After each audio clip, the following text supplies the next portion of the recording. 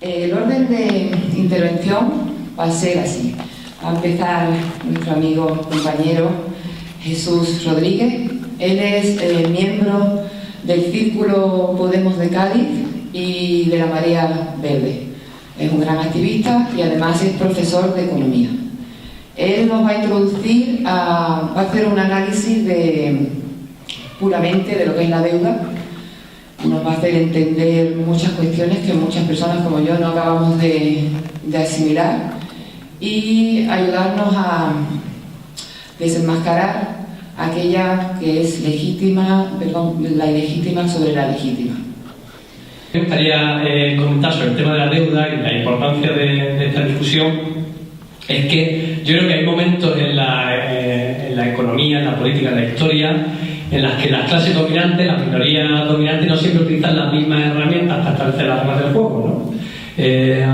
Más allá de que yo sea un escéptico sobre las posibilidades que tiene el capitalismo de encontrar una senda estable de crecimiento, un nuevo periodo de acumulación, yo creo que no hay ningún ratio que apunte a eso. No hay mejora en la productividad, no hay ningún salto tecnológico, no hay nada que apunte a eso. Hay un endeudamiento que además de alguna manera asfixia, ahoga las posibilidades del capitalismo contemporáneo de encontrar una salida a corto o medio plazo a su crisis, de romper con las estructuras existentes y de al final hacer un cambio social importante, que es a lo que aspiramos y por lo que estamos construyendo este partido, movimiento, proyecto que se llama Podemos, ¿no? No sé si dentro de 2, 3, 4, 5 años la deuda va a ser esa herramienta, o a día de hoy la herramienta que está utilizando las élites, la clase dominante, para restablecer nuevas reglas del juego, para realizar un activo de la sociedad con la que nos vamos a encontrar en la deuda. Y es un caso muy parecido al que nos encontramos en América Latina durante los años 80 y 90 con los programas de ajuste estructural que imponía el Fondo Monetario Internacional, ¿no? Eso me recuerda a una frase que a Tere, a la eurodiputada de Podemos, le gusta mucho utilizar. La utilizábamos en Cádiz antes del lanzamiento de Podemos, que es una frase de un filósofo esloveno que se llama Zizek, y este hombre contestaba cuando se hablaba de los brotes verdes, de la recuperación de la economía, o se hablaba de la luz al final del túnel. Él decía siempre una cosa, ¿no? Y es: no vaya a ser que lo que vemos al final del túnel sea la luz de un tren que viene de frente. Yo creo que es lo que está en juego. Es decir, no es tanto si vamos a salir de la crisis o no vamos a salir de la crisis y cuándo, que ya insisto, yo soy muy pesimista, que yo no muy incrédulo en cuanto haya una posibilidad de recuperación a corto o medio plazo, sino que lo que está en juego ahora mismo es qué tipo de sociedad nos vamos a encontrar en estos años. Es decir, qué salida se va a dar a la crisis, con qué derechos sociales y laborales, ¿no? Lo otro importante de la deuda es que la deuda también es un campo de batalla ideológica. De alguna manera, la merma en los derechos sociales y laborales de la mayoría se ha producido con un discurso que victimizaba a los culpables y culpabilizaba a las víctimas de la crisis, ¿no? Y la deuda era también el instrumento que se utilizaba para eso. Hemos vivido por encima de nuestras posibilidades, ha sido la frase más utilizada sobre todo durante los primeros años de la crisis, ¿no?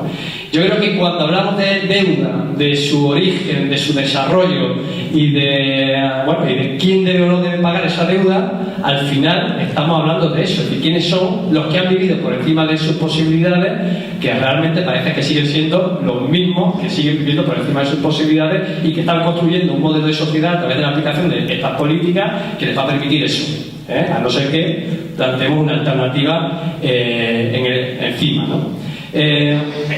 Vamos entonces a las cifras. Yo creo que en este país, en 2011, hace 3 años, cuando ya se había desarrollado los primeros años de la crisis financiera, teníamos 4 billones de euros en deuda. 4 billones de euros.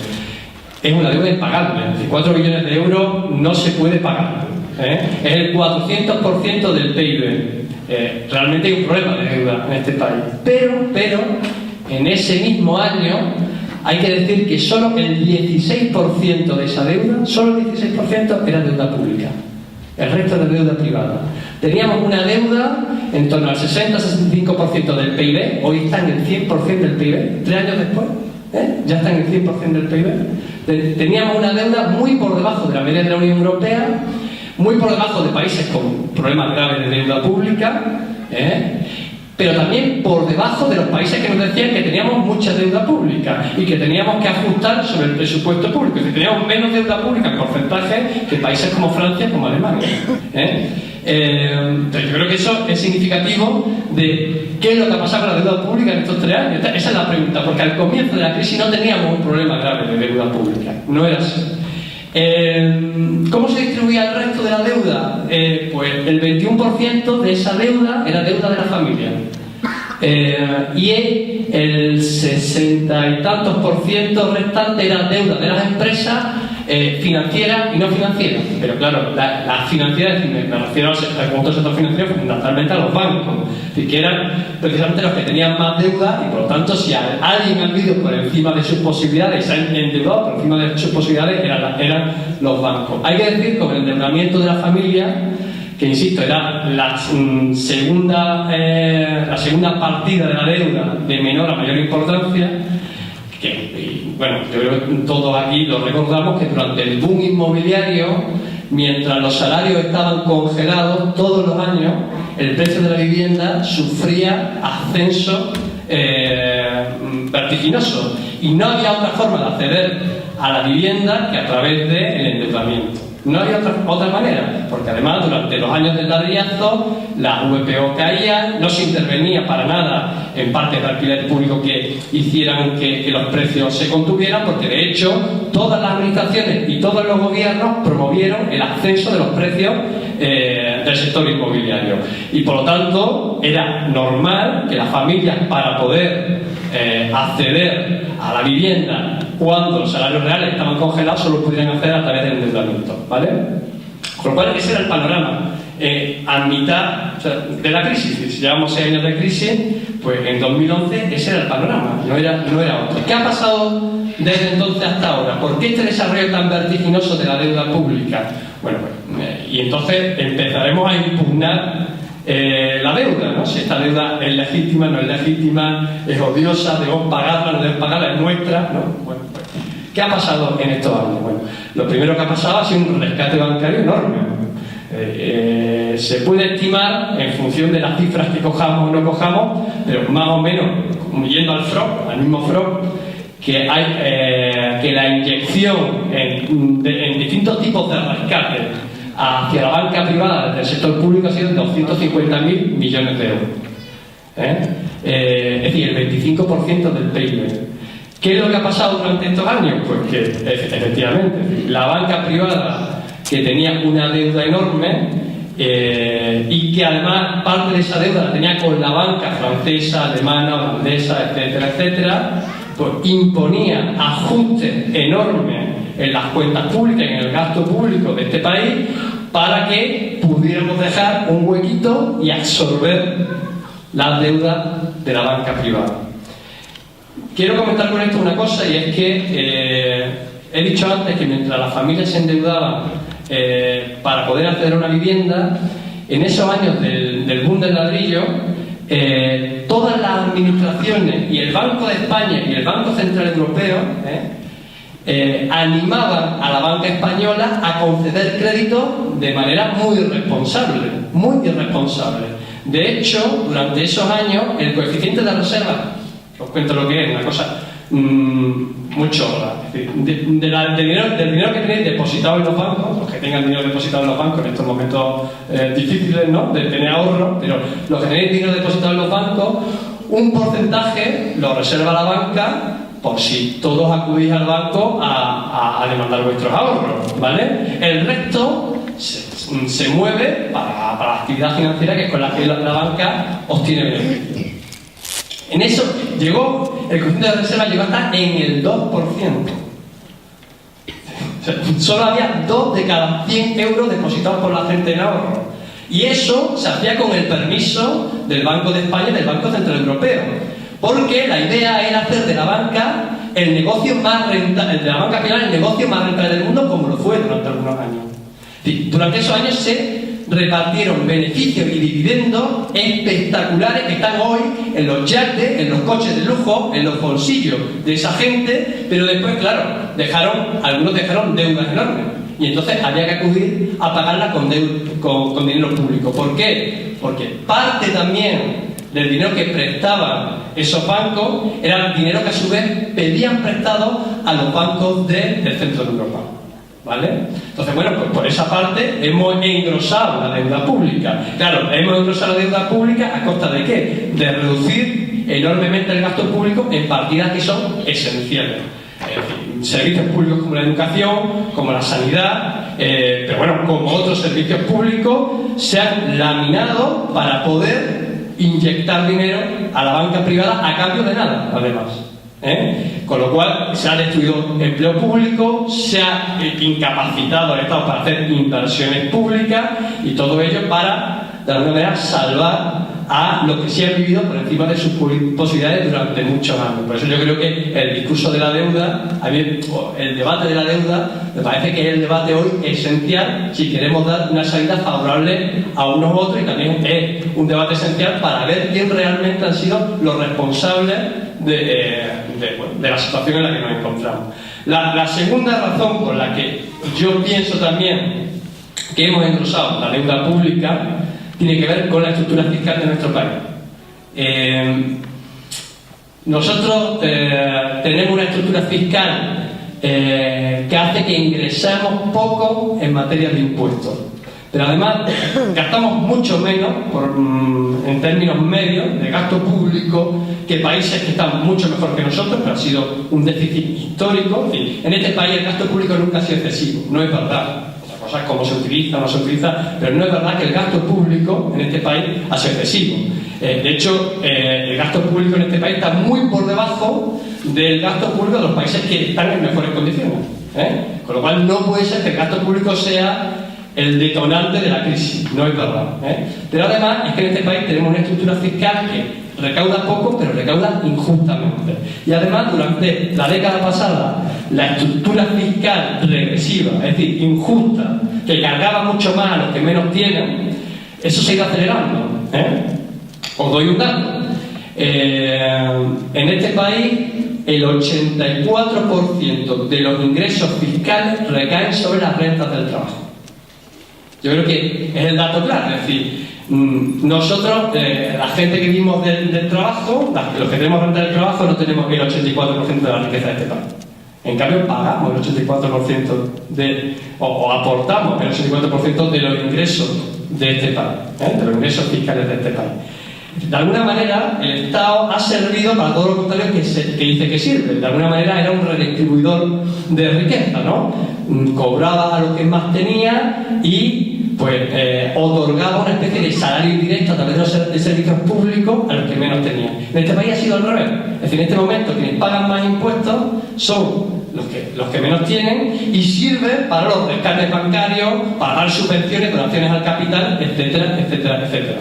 Entonces, efectivamente, con una estructura fiscal de este tipo, cuando han venido vacas flacas, ha habido que endeudarse. El Estado ha tenido que pedir dinero para, de alguna manera, asumir ciertos gastos. Yo planteo, y lo planteo para el debate, que me imagino que habrá una parte de debate, yo que planteo es que esa parte también es ilegítima, porque se ha hecho conscientemente, nos hemos endeudado conscientemente por no querer subir los impuestos a los que más tienen.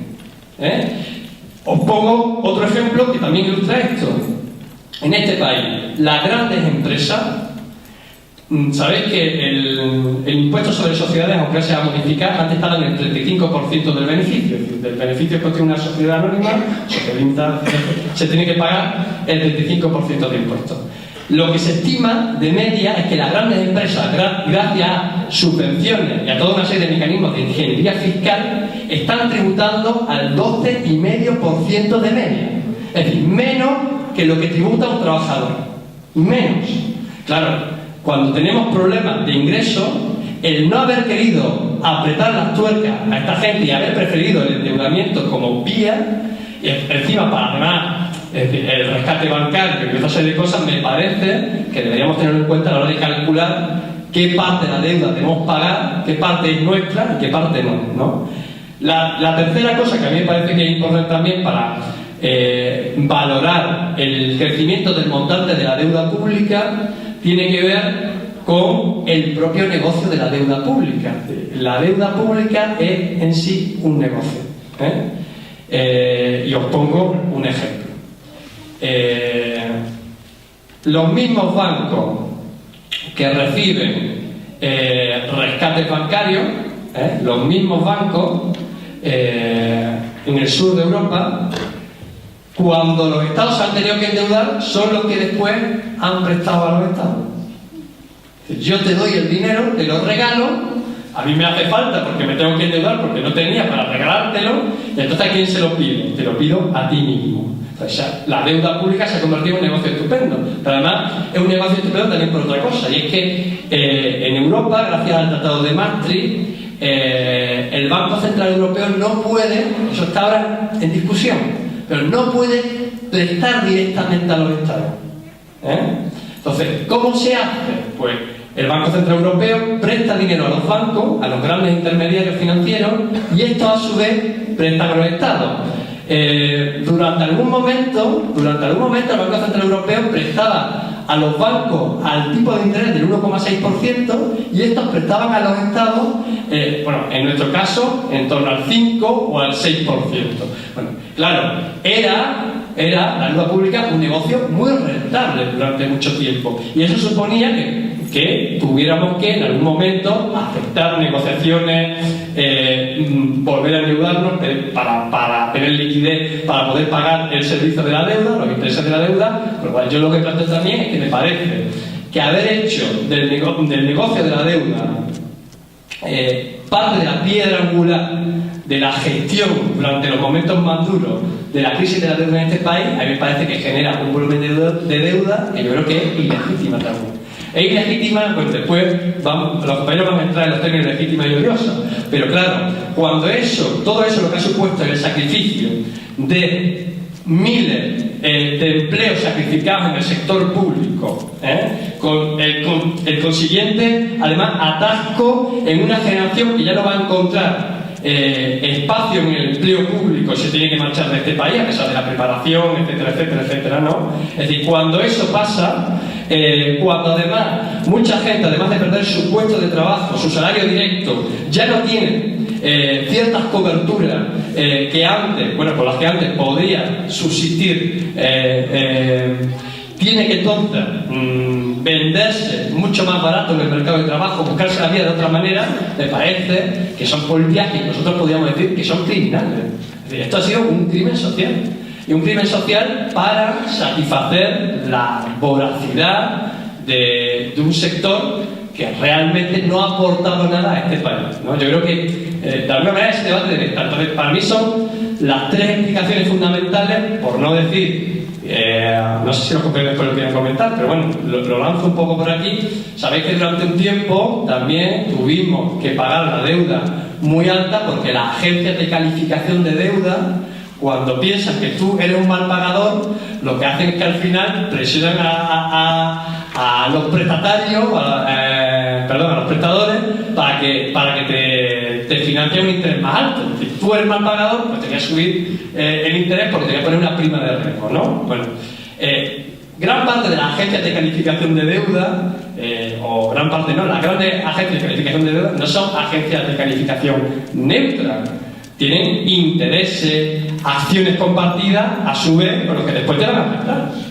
Y eso es conocido de sobra por todos. Claro, bueno, con todo eso hemos generado en 3 años un volumen de deuda pasando de los 650.000 millones de euros de deuda pública al billón de euros en el que estamos ahora. En 3 años. Es decir, hemos pasado a tener esa cifra. ¿Qué hacer en torno a esto? Bueno, pues en torno a esto yo propongo algunas cosas para el debate y algunas cosas que serán un poco provocadoras, ¿no? Pero bueno, para eso están los debates, ¿no? Es decir, yo lo que planteo es si hay una parte de deuda ilegítima, habrá que auditarla. Aunque es verdad que en estos 3 años de movilizaciones la hemos auditado. sabemos que el rescate bancario, sabemos que ha supuesto el recorte de empleo público, de prestaciones públicas. Ha habido una auditoría ya de hecho, pero yo creo que habrá que ir a hacerla, es decir, a ver quiénes son los acreedores de esa deuda, en torno a qué nos hemos gastado después el dinero, ¿no? Si ha habido un incremento de deudas que no hemos gastado el dinero, ¿en qué? Habría que ver en qué no hemos gastado el dinero. Bueno, pero yo lo que planteo de momento es que la consigna debe ser no pagar. No solo la auditoría de la deuda, no pagar. ¿Por qué? Porque en cualquier negociación, y hay una experiencia, yo creo, de sobra conocida en muchas negociaciones entre distintos gobiernos que han intentado el no pago de deuda legítima contra esos acreedores. Si tú lo que planteas de primera es hay que reestructurar la deuda, tú le cedes la iniciativa al que tienes delante.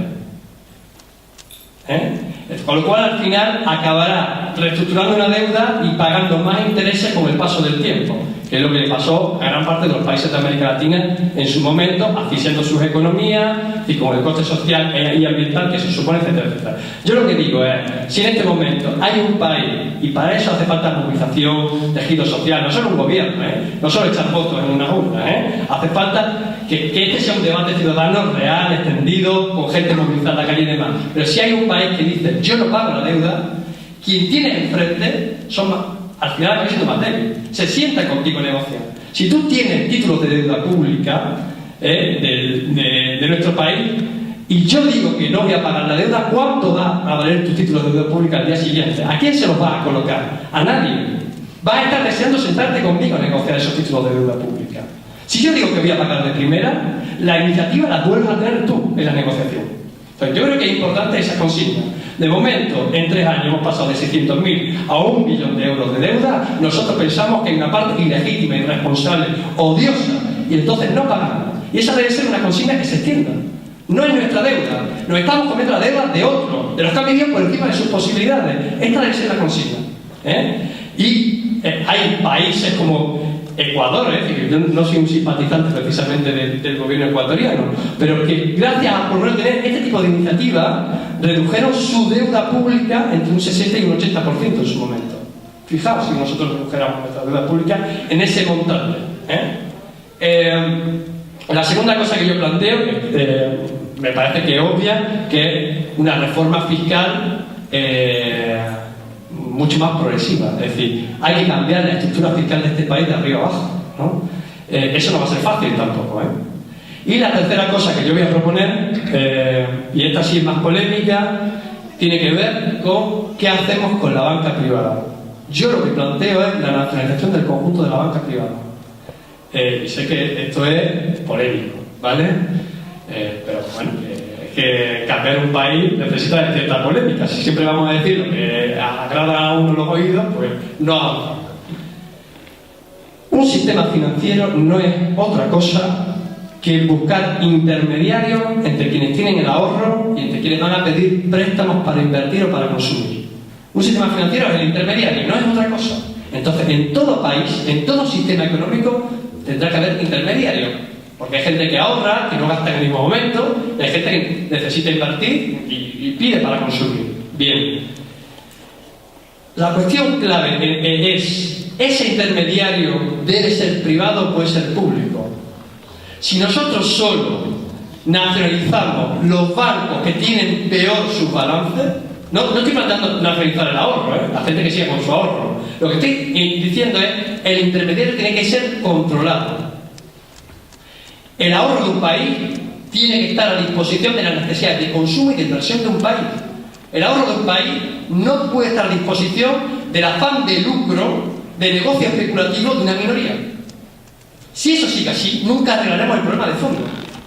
Y eso habrá que plantearse en algún momento. Podemos tener fórmulas diversas, Podemos volver a cooperativas de ahorro, a cajas de ahorro. Bueno, hoy puede salir el debate, ¿Qué es una caja de ahorro? ¿Qué significa el control social de una caja de ahorro? Si el control social va a pasar porque meter los consejos de administración a los partidos del régimen y por desgracia la dirección también de ciertos sindicatos, pues ya vemos lo que es el control social. Pero al final, el ahorro de un país tiene que estar controlado por la gente de ese país. Hay que buscar ese tipo de fórmula. Mientras la fórmula siga siendo tener intermediarios que solo buscan afán de lucro, al final el ahorro de un país solo sirve para la especulación. Solo para eso. Claro, con todo este tipo de medidas uno puede decir, bueno, al día siguiente habrá una fuga de capitales masivo, esto va a ser el apocalipsis. Bueno, en ningún país donde decentemente, coherentemente y de manera seria se han tomado estas medidas ha pasado nada del otro mundo. Lo que pasa es que hay que acompañarlo por otras medidas. Por ejemplo, el control de capitales. Es decir, o control contra la evasión de capitales. En Islandia, que tampoco es un país no sé, pues un país que ha hecho su ensayo contra la banca, la impugnación de la deuda pública, etcétera, etcétera, pusieron una tasa contra la evasión de capitales que era del 100%. Es decir, si tú te llevas 1 euro de este país, me pagas 1 euro de impuestos. Claro, con esa tasa no te llevas ni 1 euro, ¿no? Pero bueno, al final es este tipo de soluciones que habrá que ir tomando. Si no tomamos en este momento ninguna solución que no impugne el conjunto del problema y sobre todo la génesis de la deuda pública, su desarrollo y para qué se ha utilizado, yo creo que al final cualquier gobierno que quiera cambiar las cosas estará atado de mano. Atado de mano. Pues bueno, esta es la propuesta que yo lanzo, a ver si sirve para el debate, ¿vale?